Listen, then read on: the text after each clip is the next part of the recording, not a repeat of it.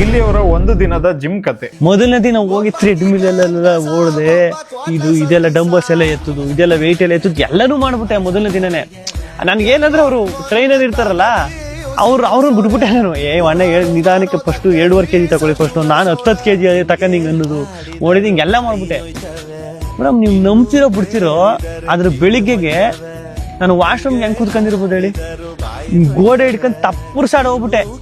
ಕೂತ್ಕೊಳಕ್ ಐತೆ ಇಲ್ಲ, ಹಿಂಗ್ ಹಿಡ್ಕಂದ್ರೆ ಹಿಂಗ್ ಆಯ್ತೇ ಇಲ್ಲ, ಮೆಟ್ಲು ಇಳಿಕ್ ಐತೆ ಇಲ್ಲ, ಮೆಟ್ಲು ಹೆಂಗ್ ಇಳಿದಿರ್ಬೋದು ಹಿಂಗ್ ಹಿಡ್ಕೊಂಡ್. ಗಿಲ್ಲಿ ತರ ತುಂಬಾ ಜನ ಜಿಮ್ಗೆ ಜಾಯ್ನ್ ಆಗಿ ಈ ತರ ಮಿಸ್ಟೇಕ್ಸ್ ಮಾಡಿ ಗಿವ್ ಅಪ್ ಮಾಡ್ತಾರೆ. ಮತ್ತೆ ಅವರೇ ಜಿಮ್ ಎಲ್ಲ ಯೂಸ್ಲೆಸ್, ಜಿಮ್ ಮಾಡಿದ್ರೆ ಏನು ಯೂಸ್ ಇಲ್ಲ ಅಂತಾನು ಹೇಳ್ತಾರೆ. ನಾನು ಹೇಳೋ ಯೂಸ್ಫುಲ್ ಸ್ಟೆಪ್ಸ್ ನ ಫಾಲೋ ಮಾಡಿ 100% ರೆಗ್ಯುಲರ್ ಆಗಿ ಜಿಮ್ಗೆ ಹೋಗ್ತೀರಾ, ಫಿಟ್ ಆಗ್ತೀರಾ. ನೀವು ಬಿಗಿನರ್ ಆಗಿ 5 ಕಿಲೋಮೀಟರ್ ರನ್ ಮಾಡಿ ಅಂದ್ರೆ ಮಾಡ್ತೀರಾ, ಆದ್ರೆ 5 ಕಿಲೋಮೀಟರ್ ವಾಕ್ ಮಾಡಿ ಅಂದ್ರೆ ಮಾಡ್ತೀರಾ ಅಲ್ವಾ, ಆ ಮೆಥಡ್ ನೇ ಫಾಲೋ ಮಾಡ್ಬೇಕು. ಜಿಮ್ಗೆ ಜಾಯ್ನ್ ಆಗಿದೆ 2-3 ಮಂತ್ಸ್ ಅಲ್ಲೇ ಸರಿಯಾಗಿ ಬಾಡಿ ಬಿಲ್ಡ್ ಮಾಡ್ತೀನಿ, ಸ್ಟ್ರಿಕ್ಟ್ ಆಗಿ ಡಯಟ್ ಮಾಡ್ತೀನಿ ಅನ್ನೋ ಕನ್ಸೆಲ್ಲ ಬಿಟ್ಬಿಡಿ. ಅದು ನಿಜವಾಗ್ಲೂ ದೊಡ್ಡ ಸುಳ್ಳು.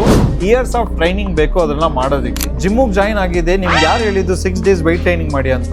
ಜಸ್ಟ್ 3 days ವೆಯ್ಟ್ ಟ್ರೈನಿಂಗ್ ಮಾಡಿ, 3 days ಬರೀ ವಾಕಿಂಗ್ ಸ್ಟ್ರೆಚಿಂಗ್ ಮಾತ್ರ ಮಾಡಿ ಸಾಕು. ಡಯಟ್ ಎಲ್ಲ ಮಾಡಕ್ಕೆ ಹೋಗ್ಬೇಡಿ. ಜಸ್ಟ್ ಪ್ರತಿ ಮೀಲಲ್ಲೂ ಪ್ರೋಟೀನ್ ಸೋರ್ಸ್ ಇರೋ ತರ ನೋಡ್ಕೊಳ್ಳಿ. ವಾಟರ್ ಇಂಟೇಕ್ ನು ಕಂಪ್ಲೀಟ್ ಮಾಡಿ. ವರ್ಷ ಪೂರ್ತಿ ಜಿಮ್ಗೆ ಹೋಗ್ತೀನಿ ಅಂತ ನಿಮ್ ಬೆಸ್ಟ್ ಫ್ರೆಂಡ್ ಜೊತೆ ಹೋಗ್ಬೇಡಿ. ಯಾರು ವರ್ಷ ಪೂರ್ತಿ ಹೋಗ್ತಿದಾರೋ ಅವ್ರನ್ನ ಫ್ರೆಂಡ್ ಮಾಡ್ಕೊಳ್ಳಿ. ಇದನ್ನೆಲ್ಲ ಮಾಡ್ಬೇಕಾದ್ರೆ ಬಿಗಿನಿಂಗ್ ಅಲ್ಲಿ ಬೋರ್ ಅನ್ಸುತ್ತೆ, ಬಟ್ ಆದ್ರೆ ಈ ರಿಯಲ್ ಗೇಮ್ ಅಲ್ಲಿ ವಿನ್ ಆಗ್ತೀರಾ. ನಿಮ್ ಫ್ರೆಂಡ್ಸ್ಗೂ ಈ ವಿಡಿಯೋನ ಶೇರ್ ಮಾಡಿ, ಯೂಸ್ಫುಲ್ ಆಗುತ್ತೆ, ಅವರು ಫಿಟ್ ಆಗಲಿ.